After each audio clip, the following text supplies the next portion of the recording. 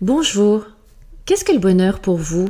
Est-ce une destination à atteindre ou une émotion éphémère qui va et qui vient? Les philosophes se posent la question depuis des millénaires et nous allons explorer trois réflexions de philosophes, évidemment pas dans un cours magistral, mais avec les éléments clés de leurs réflexions pour nous aider à mieux penser cette question. Le premier que je vous présente est Socrate, que vous connaissez. Socrate, pour qui le bonheur passe par la connaissance de soi.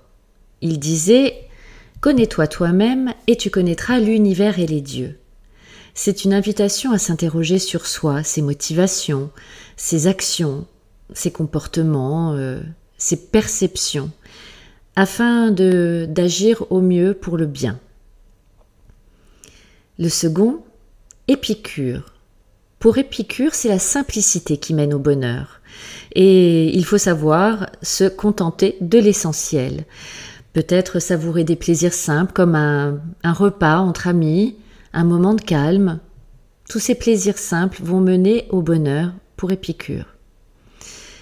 Pour Aristote, il pensait le bonheur sous terme d'eudaimonia, et pour lui, c'est vraiment la possibilité d'exploiter tout notre potentiel qui mène au bonheur.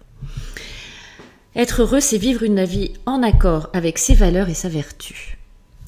Mais il y a une constante dans toutes ces approches, c'est que le bonheur ne vient pas de l'accumulation et de l'extérieur et d'une fuite en avant, qu'on trouve bien souvent dans notre société, une agitation, un trop-plein, mais plutôt d'une quête intérieure, et il se construit pas à pas ce bonheur à l'intérieur de soi. Alors comment mettre ces idées en pratique? Voici 3 pistes simples inspirées de ces grands penseurs. Le premier, prenez le temps de vous connaître. Posez-vous cette question, qu'est-ce qui me rend profondément vivant?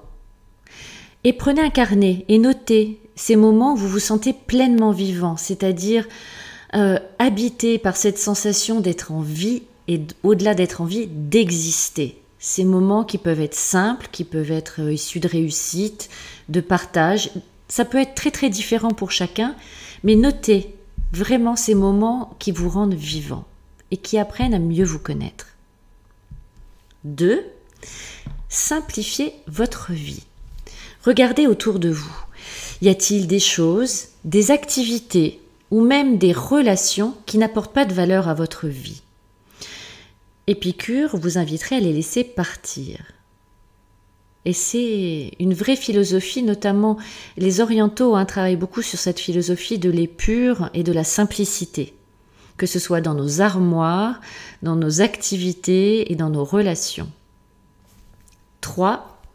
Cherchez l'accomplissement, pas la perfection. Nous avons plein de facettes en nous et comme le disait Aristote, le bonheur c'est un cheminement. Donc essayez, avancez. Vous n'avez pas besoin d'être parfait, mais simplement en accord avec vos valeurs, un pas après l'autre. Et surtout, il faut se rappeler que le bonheur, c'est pas une destination, c'est une façon de marcher, de reconnaître ce qui nous rend vivants, ce qui nous simplifie la vie et ce qui nous permet de nous épanouir dans l'eudaimonia, de nous développer et de développer toutes nos facettes.